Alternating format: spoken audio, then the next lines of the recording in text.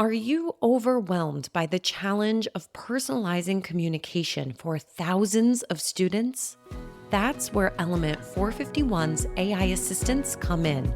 From nudging prospective students to guiding those already on their journey, AI assistants don't just automate, they write, build, and optimize every step of your digital campaigns.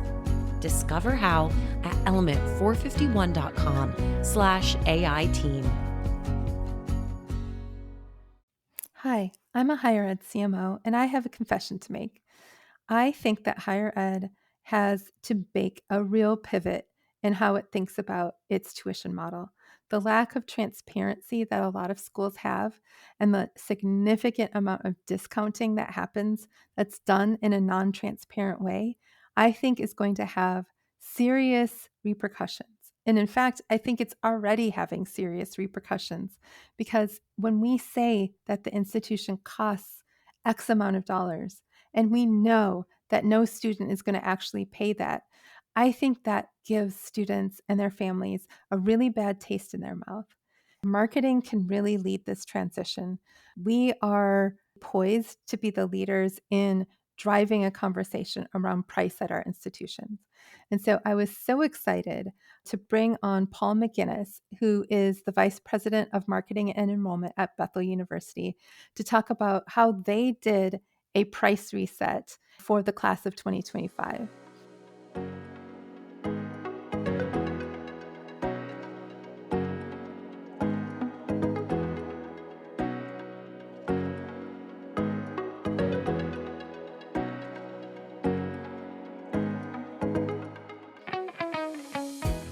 Welcome to Confessions of a Higher Ed CMO, a podcast that empowers higher ed marketers to bring innovation, creativity, and excellence to their work.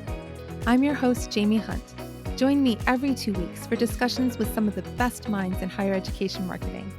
Confessions of a Higher Ed CMO is part of the Enrollify Network, a robust collection of podcasts designed to help higher educational professionals like you grow. Explore our other shows at enrollify.org or check out some of my personal favorites linked in the show notes below. Enrollify is made possible by Element 451, the leading AI-powered all-in-one student engagement platform, helping institutions create meaningful, personalized, and engaging interactions with students. Learn more at element451.com.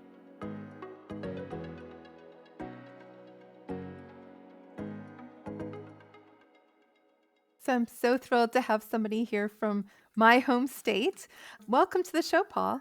Thanks, Jamie. I'm so excited to have you on the show. My husband went to Northwestern College, which is what it was called at the time. Now I think it's called University of Northwestern St. Paul, which is right down the road from Bethel. So I'm very familiar with Bethel, and I am super intrigued by what you guys are doing there. So Paul, can you tell us a little bit about the background on what Bethel University recently did to reposition its tuition? You bet. We changed our tuition for the fall of 2025 from $44,000 to $26,000. And it was based on one primary reason is we wanted our pricing to be clear and simple so families and students could make an informed decision. And as you know, the current higher education pricing model is confusing and frustrating. And I've been exposed to it for the first time in my life, really, with being in higher ed now the last 2.5 years, but coming from the business world. And it was one of the things that probably fascinated the most when I began learning about higher ed is what is this pricing model and why do we do it this way? And especially as it affects first generation students and underrepresented students, this high price, high discount model has been just kind of befuddling to me as I've gotten into it. And so that's really what sparked it. It was something that the university had looked at a few years ago, and then the pandemic hit, and that kind of put all kinds of priorities aside for a while. And so we picked it back up and started a work group 18 months ago to begin to evaluate our traditional undergrad pricing strategy. So 18 months, how long did it actually take to do the study, like from the time you started to when you made the decision? It was about a year. Then the last 9 months have been all about talking to the board and cabinet and, making adjustments and outside validation and those kind of things. So it's been a process for sure. And we started with we have a just an incredibly smart team that I had the privilege of working with, where we didn't have to go to outside consultants or anything, which was really beneficial. And we started with just really starting with a position evaluation. Like, where are we in the market academically and with services and residence halls and those things? And we didn't even talk about money or price or anything. We just said, where do we want to be positioned? Where are we? Where do we want to be? Are we in the right spot? And then we looked at the 4Ps of marketing and said, we've done a lot in most of those areas, but pricing outside of the annual financial aid adjustments that, we typically do, we haven't really addressed that one, which we know is the biggest hurdle for prospective students, not only at Bethel, but especially at any private institution. And so we just said, we have to lean into this. And so we learned from that two things, I would say, if I had to narrow it down. One was, we have really, really good academics and a great student experience. However, our sticker prices outpaced our value. And that was humbling, right? Because you got to be really careful of who's in the room with those conversations. But it's not to say that what we offer is not good. It's not saying that at all. It's saying that it got out of whack. And so to be able to really come around that was one big thing. And then the other thing is just really, I think, learning that outside of the normal financial aid adjustments, the biggest hurdle for coming to a private institution is price. And so if our sticker price has outpaced our value, and then knowing that that's the biggest hurdle, we had to lean into what many are saying, at least in higher ed, is a bold, courageous move. And it's probably because of the value equation. And I get that, but that's what we've heard so far. I'm obsessed with two things that you said that I'd love to dig a little bit deeper in. One of them is, you talked about the 4Ps. And I think in higher education, marketing rarely has any say in the price P, right? We're so disconnected from that. I don't even think that we're asked to be in the room in most cases. That hasn't been the case at one of the institutions where I was a vice president. I was part of a study that was looking at doing the same thing that you're doing at Bethel, or you did at Bethel. But so many times we are not part of that conversation. That is a dollar amount that's set, that, like you said, it's just these incremental changes that are made year to year. How in the world did you get to have a seat at that table? Well, I think it helps hiring a president 4.5 years ago from the business world. He was at Medtronic for 35 years, and he specialized in organizations that were in transition, whether it was financial crisis, whether it was a new acquisition, whatever it was. And our board, thankfully, thought, we're in transition. We need somebody, just that is used to disruptive environments, which higher ed is and has been for a while. And so I think it starts with the business perspective of, in business, pricing is owned by marketing. And so it was a shift for me too when I got to marketing. And I think what I've seen in higher ed marketing is they focus on the promotion P of the 4Ps, but not a lot on the product development, and not a lot for sure on, like you said, the pricing. And so I think having a leader that believes in that and says, well, of course, marketing is going to handle pricing, was a huge thing. And just with my background, that's something I've done in the past. And so it was a fairly easy sell with our cabinet to have me lead that group, which was really fortunate, as I'm hearing about it more from others, as you've said. Yeah, I would be shocked if there's more than a handful of higher ed CMOs that have had that opportunity to have that influence. And like you said, the product development too, that's a big time when we don't have a seat at the table. And again, at that same institution I was at before, I did have a seat at that table, but I think that's pretty unusual. The other thing I wanted to dig into a little bit that you talked about was making the determination that the price had outpaced the value. How did you make that determination? We did a fun exercise in one of our meetings. It probably went about 3 hours, and we literally had logos of not only us, but probably 20 other institutions, regionally, those we compete with, and all those kind of things. And we had categories that we wanted to position ourselves in. And we had a good representation there of, faculty in different departments and student life and others. And we said, where do we fit? And it was a very interesting thing to facilitate for sure. Our director of marketing actually facilitated the conversation and did a great job.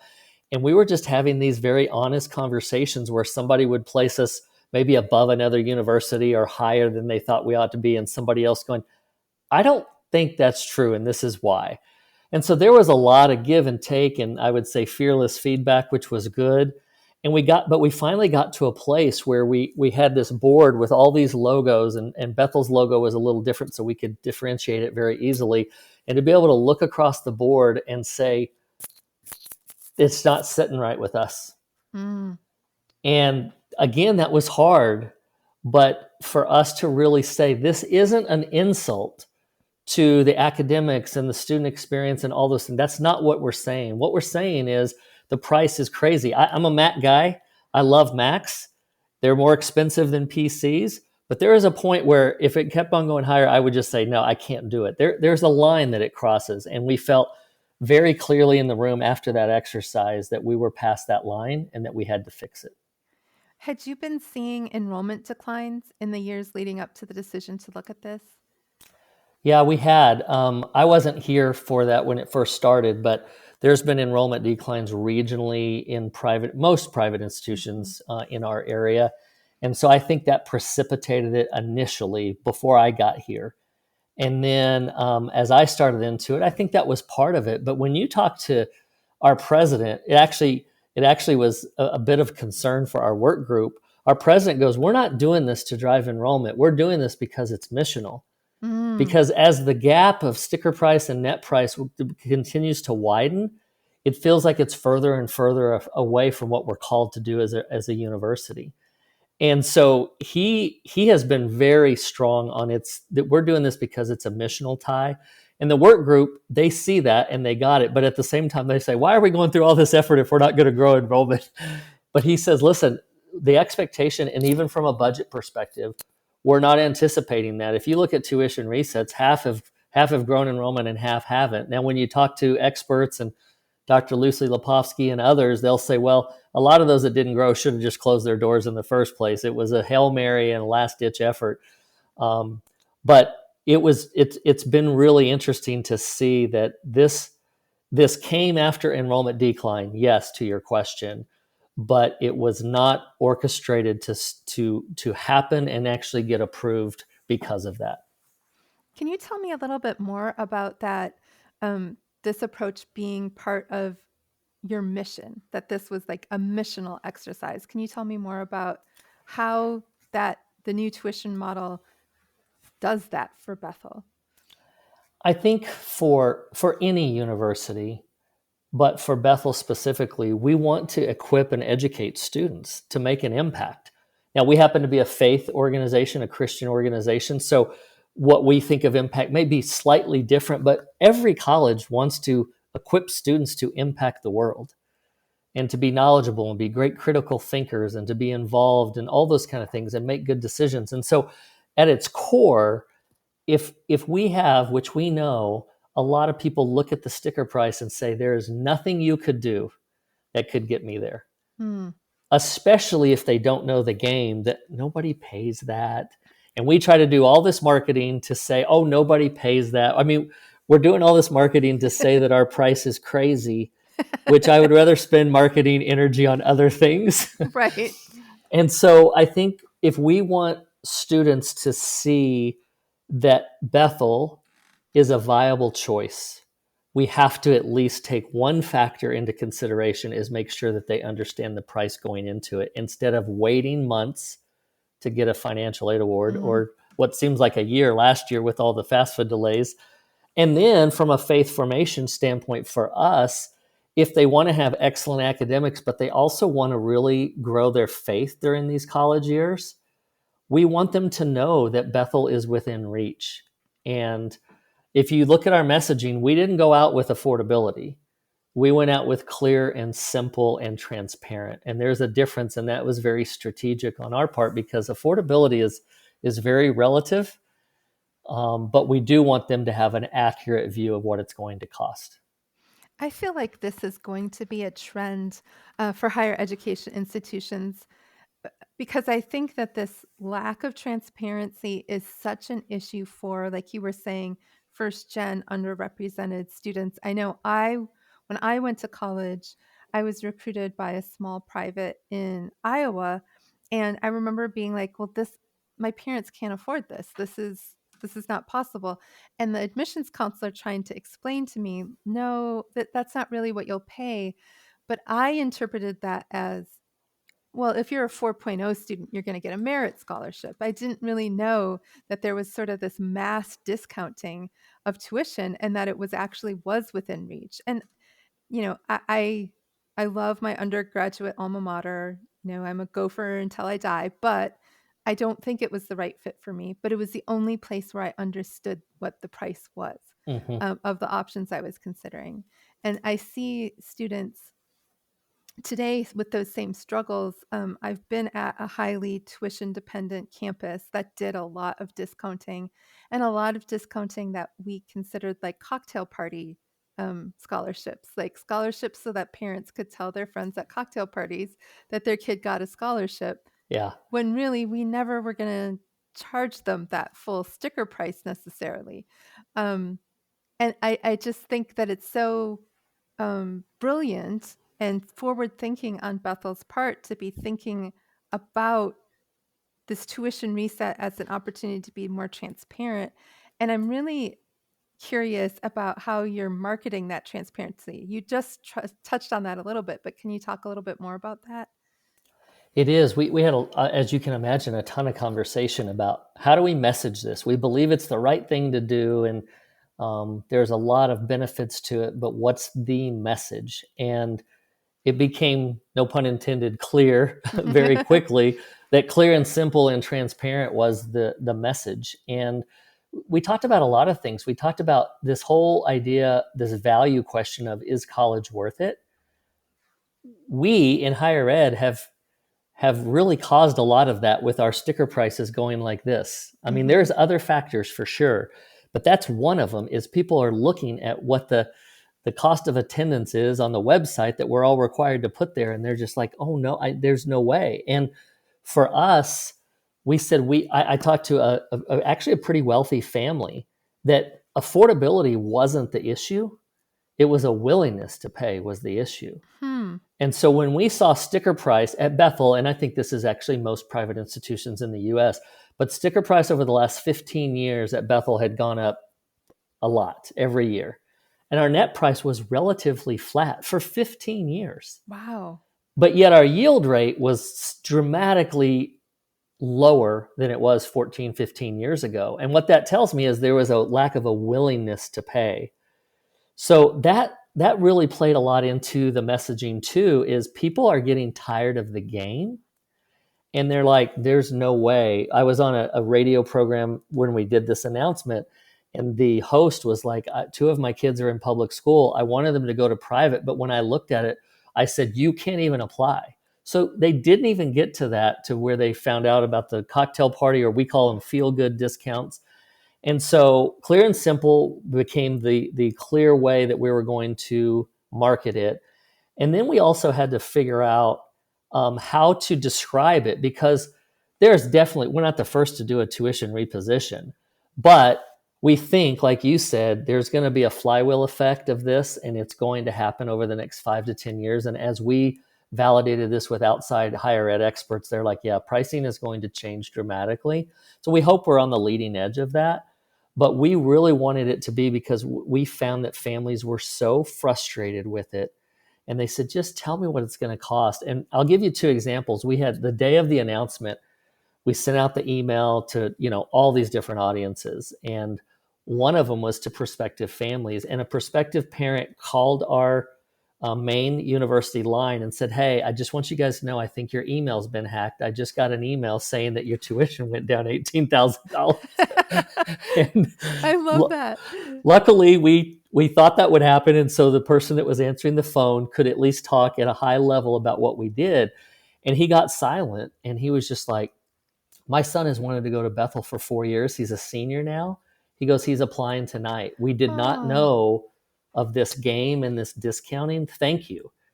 And then later that day, our president got a text from a very influential local leader and said, finally, you're out of the used car pricing model for one of the most important decisions we can make as parents. Thank you, thank you, thank you. And so I think more than anything, it came at the right time because of the is college worth it question, the frustration with it after FAFSA delays was just a cherry on top because I think people are even more frustrated by it. And so to see some move like this has really positioned us well. And we'll see where it comes out from an enrollment perspective. But either way, we felt like it was the right thing to do. I love that comment that you got about the used car model. I was just talking to my husband about that the other day, like the introduction of CarMax, where it's like you just know what the price is going to be, and you show up, and the salesman's like super chill, like they're not, trying to jack up the price. It feels like, I was just saying to my husband, it feels like the higher ed like discounting model is like that game. It's so silly. It's so absurd in so many ways. There's all these articles out for parents who are savvy to like go back and ask for more money and go back, leverage this, leverage that. And the students who are coming from the most disadvantaged don't know about those tricks and those tips to kind of get their price reduced. And those are the ones that need the price reduction the most. Yeah. Yeah, you look statistically at who are the ones that are negotiating. It's the people that don't need to negotiate from a financial perspective. They have agency. And so I talked to one leader that said higher ed pricing was immoral. And obviously we weren't going to lead with that in a press release. But the point was well taken, and it doesn't take you far to get there, especially when you're talking about your kids. And one of the most important decisions that we know statistically, college is worth it, even though it's getting a bad rap. We know it's worth it, and the data proves that. And to play games with something that important just doesn't seem right. No, and it's truly probably, aside from a house, the most expensive thing that you will quote unquote buy.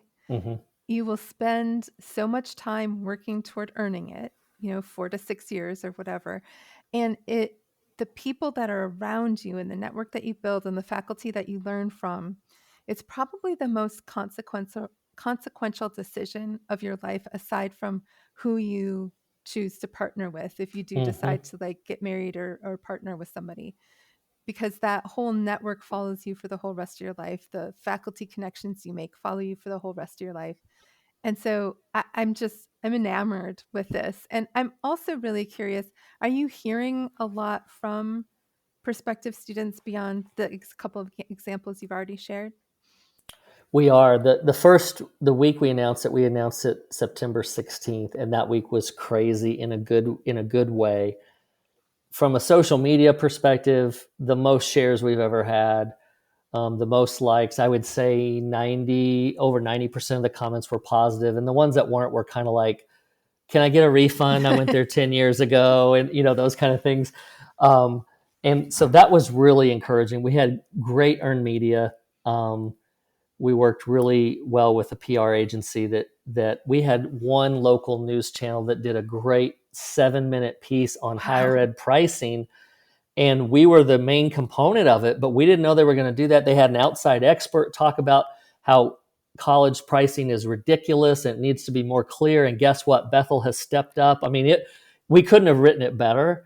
And so that's been really positive. I was worried most internally about faculty, of just saying this devalues what we're offering. It was completely the opposite. Wow. It was, I would say, faculty were excited, which I haven't been in higher ed very long, but I don't think that phrase comes out very often. I've learned they were excited. I had people stopping me in the food court area or by my office, and they were just stopping going, this is the best thing we've done in years. Thank you so much. I haven't gotten any negative feedback from a faculty member. You need to like Everybody's going to call you and be like, what in the world? I know. Store it up. I've heard people store that up and remember it because it'll change next week. Yeah. But it's been great. And we had a 27% increase in inquiries that week. Wow. We had 1,000% increase on the specific page on our website that talked about pricing, 28% just on our website in general, almost a 30% increase in campus visit inquiries.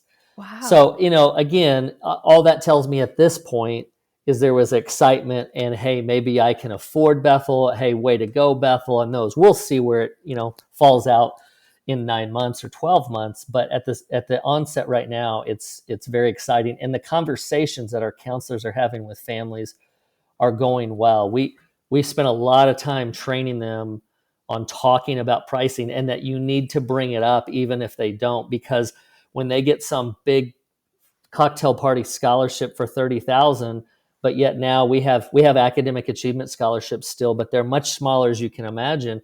They got to know how to wrestle with these differences and that, oh, wait, that's a feel-good discount. Remember, that's what Bethel told us. And so that's been really good. And I would say most families are really thankful if they know the game or once they hear about it, or they're somewhat indifferent because this is their first kid and they didn't know. And so they're like, well, that makes sense. I'm glad you guys are doing that, and then they'll go on with their questions. So it's been really positive. We're really excited of the publicity we've gotten and the feedback we've received so far. How did you handle internal communications around this? Well, I think there's two things. There was leading up to the recommendation, which was it was very confidential, as you could imagine. So it was really around cabinet communication. And so me talking to my colleagues constantly, maybe not every week, but pretty close to every week, of saying, here's where we are with the work group. Here's what we're learning. Here's what the data says. We did this great positioning exercise, blah, blah, blah. So they were just constantly hearing about it. So it wasn't forgotten. Tying it to our 3-year priorities as our strategic plan was really key, as we worked hard on a strategic plan and we didn't go beyond 3 years because of the craziness of higher ed. But this is tied to very specific priorities. So making sure it's tied to that and that everybody remembers that. I think it was also talking to key influencers along the way outside it, not only cabinet, but others, whether it be board members or faculty or anybody. I learned a long time ago to have conversation before communication.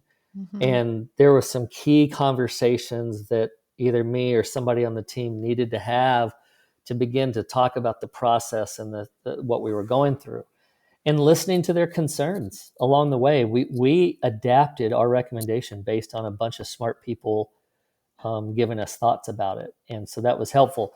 Now, getting to when we announced it, it was really important to communicate it really well. So all the marketing stuff we did, all the typical stuff that everybody listening would think of.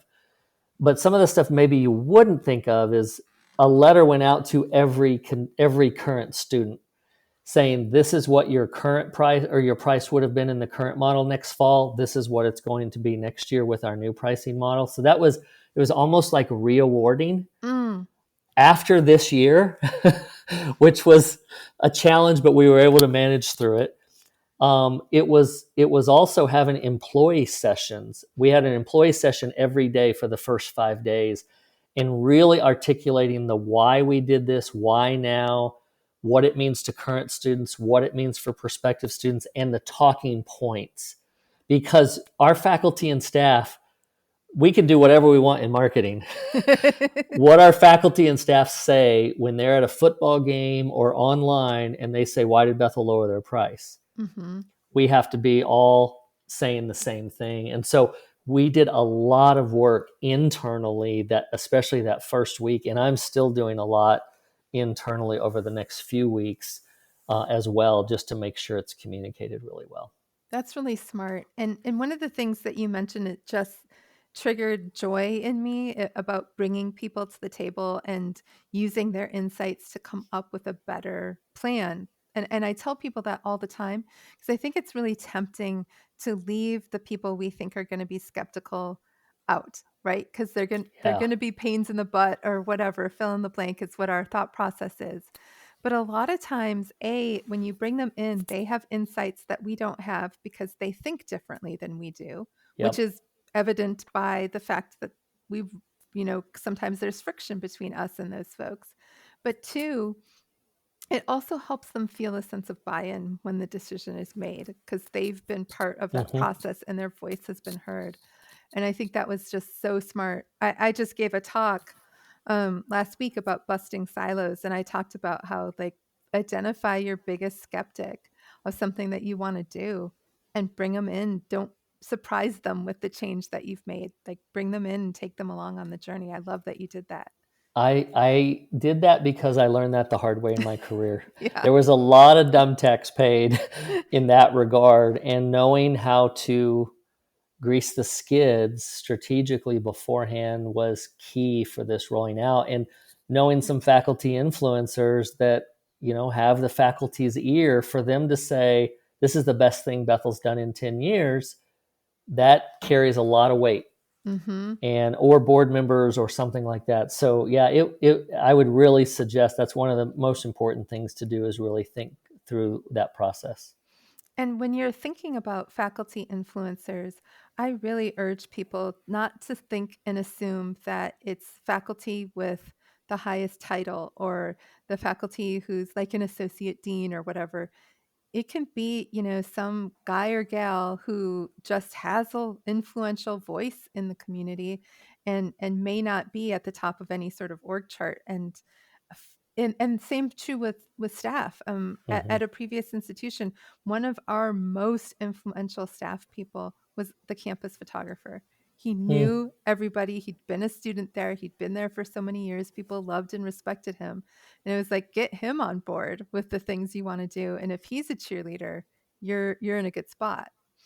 Yeah, leadership is influence, right? And so that's not tied to title. In fact, I would say most our influencers for this specifically weren't tied to that title at all. Yeah, so true, so true. What advice would you give to other marketing leaders who might want to do something like this or propose something like this to their leadership? Well, I think I alluded to it early on when we were doing the brand positioning, that it took humility to really look at yourself accurately as an institution. And that's not just a higher ed thing, that's any organization. But to be courageous in that, it's funny, any of the higher ed comments we got from other presidents or other people in higher ed, the theme was boldness, courage, and those kind of things. That was the theme, which I get. But not every college is going to survive this time in higher education's history. I mean, we've seen that already. And it's going to take some bold moves to stabilize and grow enrollment in this new environment. And I think the other thing is do the work. We worked really hard at this. This was not 5 meetings and let's make a recommendation. I mean, I've seen more spreadsheets and more in-depth data than I've probably seen in my career. And then we had a Bethel grad that works at McKinsey and Company that took all of our data. And she said, I don't want to know any of the recommendations or anything. Just give me all the data.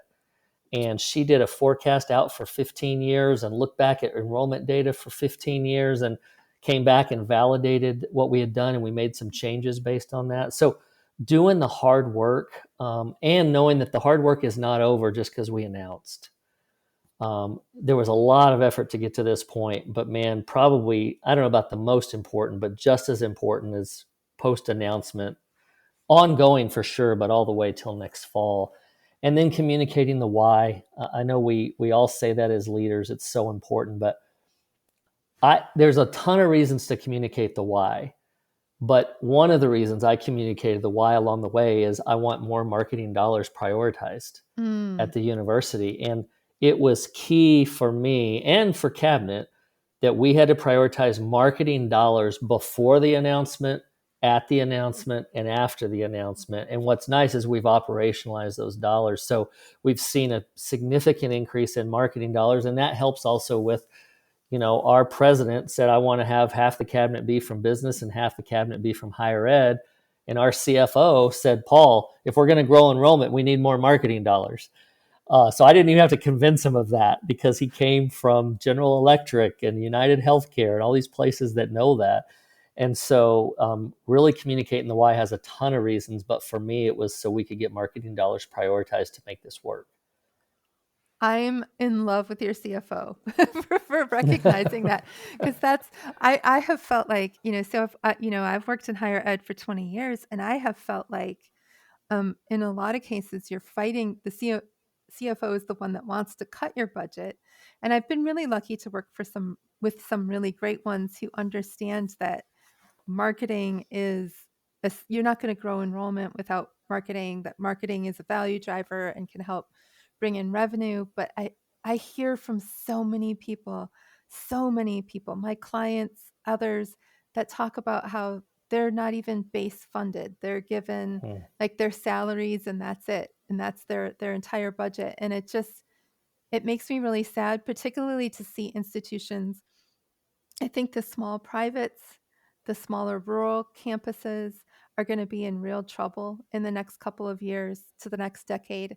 And if they pull back on marketing, I just think they're going to go the way of so many schools that we've seen in the past couple of years. Yeah, and you see, you said not only maybe a tuition repositioning, but even any large scale initiative, launching a new academic program.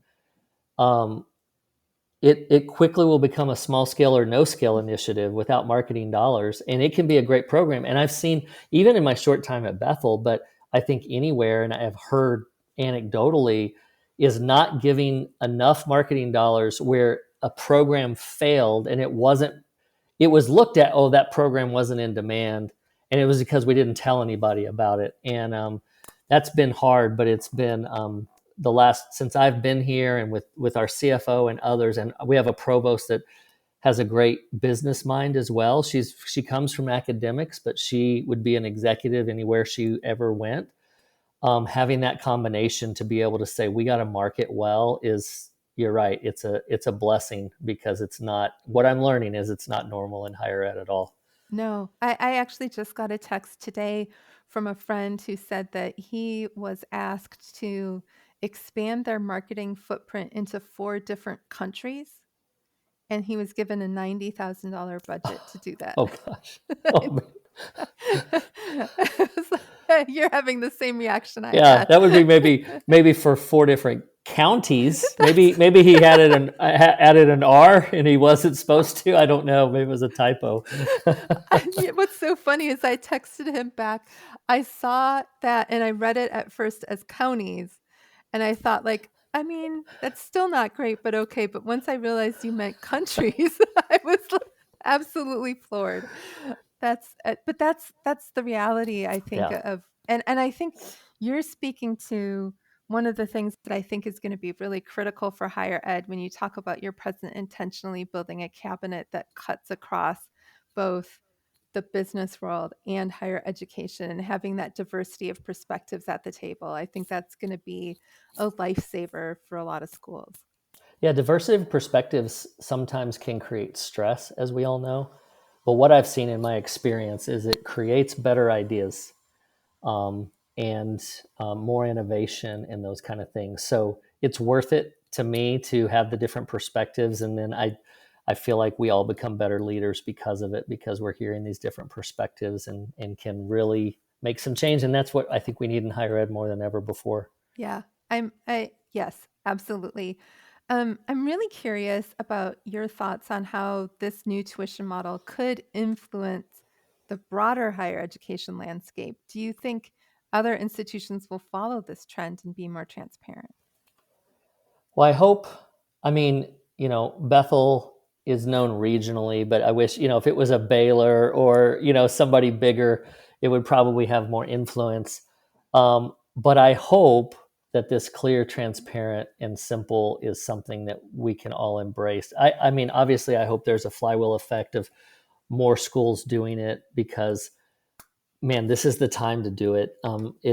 There's so many things being questioned about value that you really got to. There's a line that you go past, and we're past it. I don't know when we went past it, but we went past it. And if we can really have the courage to acknowledge that and not be worried about, oh my gosh, people are going to think we're not as good as them or as good as, if we can get past that, I think we'll be okay. So I hope that we can. I know we talked to a very large higher ed consultant that we all know, and they said that 40% of their clients are considering this, and it's their fastest growing consulting division. Wow. So that tells me anecdotally that there could be a flywheel effect that comes. And when I talk to people, I talk to a lot of people in higher ed because I've only been in it 2.5 years, and I don't know what I don't know.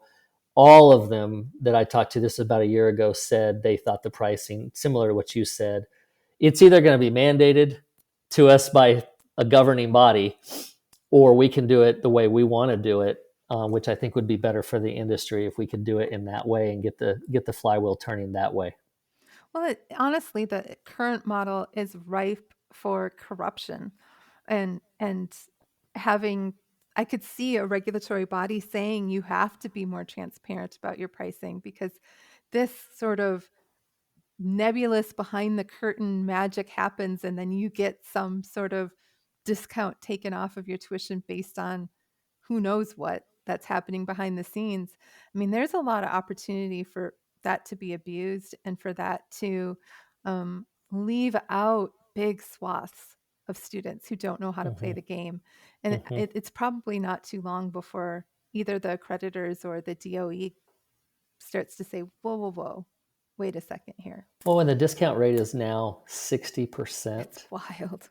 60%. I remember talking to a guy that had been in higher ed a long time, and he goes, I remember we were freaking out when it was 26%.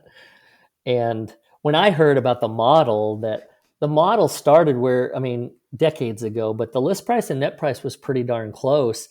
And then all of a sudden it was like, hey, there are some lower income students that can't afford it. Let's raise the price for those that can pay a little so we can offer discounts to those so more people can come to college. It was a great model. But then it just got out of whack when it was like, you know what, we got to keep up with those people down the street. Or I want a really good engineering student. He's very wealthy, but I want that engineering student in my program, so I'm going to give him that discount as well. And you just see that over decades, and somewhere along the line it got out of whack. But it started out as a good model. Yeah. Like many models do. Right. Good intentions on the front end. But yeah, not necessarily great results, years down the road. This has been absolutely fascinating. I am going to give listeners, if you're still hanging in here, if you're a higher ed CMO, I'm going to challenge you. If you're at a institution that is doing a lot of heavy discounting, think about how you might make a proposal to your president to take a look at the pricing model. Share this episode with them. Share the articles about what Bethel's doing, because I think there's a real opportunity for you to be part of something that could make a big difference for your institution and for higher ed in general. So I'm hoping if you're listening, you're thinking about how you might be able to apply what Paul has done to your own campus and your own campus's challenges. So Paul, if people are like, hey, I have questions, I want to know what and how you did everything, where can people find you? You can definitely head to bethel.edu and find me there. But my email is actually Paul-McGinnis, not dot. I do not know why, but it is Paul-McGinnis at bethel.edu. That'd be the easiest way. Awesome. And listeners, as you know, you can always find me on LinkedIn at Jaime Hunt, JaimeHunt. And I am doing a little bit more on TikTok these days at the Higher Ed CMO, or you can find me on my website at solvehighered.com. And I just feel like what Paul has done perfectly fits into what kind of change we need in higher ed. And one way that Paul and marketing are solving higher ed and hopefully saving it. So I'm so thrilled to have you on the show today. And listeners, as always, let's go bust some silos. Confessions of a Higher Ed CMO is part of the Enrollify podcast network. If you like this podcast, chances are you'll like other Enrollify shows too. Our podcast network is growing by the month, We've got a plethora of marketing, enrollment, and higher ed technology shows that are jam-packed with stories, ideas, and frameworks, all designed to empower you to be a better higher ed professional. Our shows help higher ed marketers and admissions professionals find their next big idea and feature a selection of the industry best as your hosts. Learn from Mallory Wilsey, Seth Odell, Jenny Lee Fowler, Eddie Francis, and so many other of your favorite leaders in higher ed. Enrollify is made possible by Element 451, the leading AI-powered all-in-one student engagement platform, helping institutions create meaningful, personalized, and engaging interactions with students. Learn more at element451.com.